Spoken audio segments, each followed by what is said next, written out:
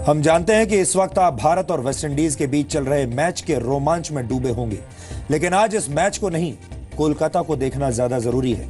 जब राजनीतिक खिलाड़ियों और भ्रष्टाचारियों की टीमें एक दूसरे के खिलाफ खेलने की बजाय एक साथ एक ही टीम में खेलने लगती हैं, तो फिर आम जनता बार बार हारने पर मजबूर हो जाती है। आज कोलकाता में ऐसा ही हुआ है, जहां एक निर्माणाधीन पुल का बड़ा हिस्सा अचानक गिर गया और उसके नीचे 150 से भी ज्यादा लोग दब गए।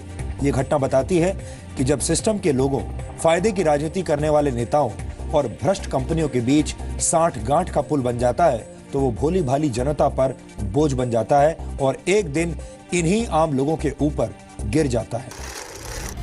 इसके अलावा इस दुर्घटना के लिए जो वहां लोग मौजूद थे, उनकी भी तो कुछ जिम्मेदारी बनती है। कुछ लोगों को यह बात आज हमारी बुरी लग सकती है, आज का दिन तो नहीं है ये कहने का, लेकिन फिर भी कड़वा सच ये है कि लोग खुद भी कहीं ना कहीं इस हादसे के दोषी जरूर हैं। इस हादसे से ठीक पहले बहुत भारी भीड़ इस ब्रिज पर मौजूद थी। कुछ लड़के पुल पर खेल रहे थे, इस पुल को लगातार हिला रहे थे और भीड़ इतनी ज्यादा थी कि वहां चलने की जगह नहीं बची थी। लोग ब्रिज पर लगातार पहुंचने के लिए आतुर थे, किसी भी तरह इस ब्रिज पर जाना चाहते थे। और ये लोग कौन थे?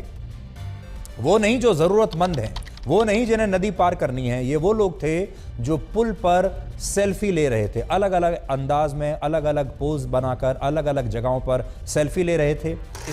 भारत में जब भी ऐसा कोई हादसा होता है, राजनीतिक पार्टियां जिम्मेदारियों की गेंद एक दूसरे के पाले में फेंकना शुरू कर देती हैं और इस राजनीति के बीच लोग अक्सर निर्माण करने वाली कंपनियों की जिम्मेदारी तय करना भूल जाते हैं।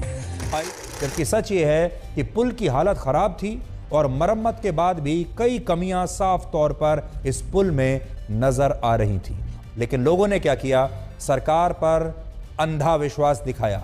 लोगों ने इस कंपनी पर, जो इस पुल को मेंटेन कर रही थी, उस पर अंधविश्वास दिखाया और यह सोच लिया कि सरकार जो कर रही होगी ठीक ही कर रही होगी, जो पुल को मेंटेन करने वाली कंपनी है वो भी अपना काम अच्छे से कर रही होगी, इसलिए हमें चिंता की कोई आवश्यकता नहीं है। कुल मिलाकर अगर एक लाइन में हम इसकी शिक्षा समझना चाहें, तो आज की घटना से यह शिक्षा मिलती है कि सरकारें जनता को बहुत हल्के में लेती हैं। हमारे नेता वोट मांगने के समय तो जनता को सिर आंखों पर बिठाते हैं, लेकिन जब जनता के लिए काम करने की बारी आती है, तब वो लापरवाह हो जाते हैं। किसी भी दुर्घटना के बाद सिर्फ एक बात तय होती है, वो ये कि उस दुर्घटना पर राजनीति जरूर होती है और मोरबी पुल की दुर्घटना के बाद भी राजनीति अपने चरम पर शुरू हो गई है। ब्रिज टूट गया तो क्या कहते हैं ये लोग? ये कहते हैं ये तो एक्ट ऑफ गॉड है।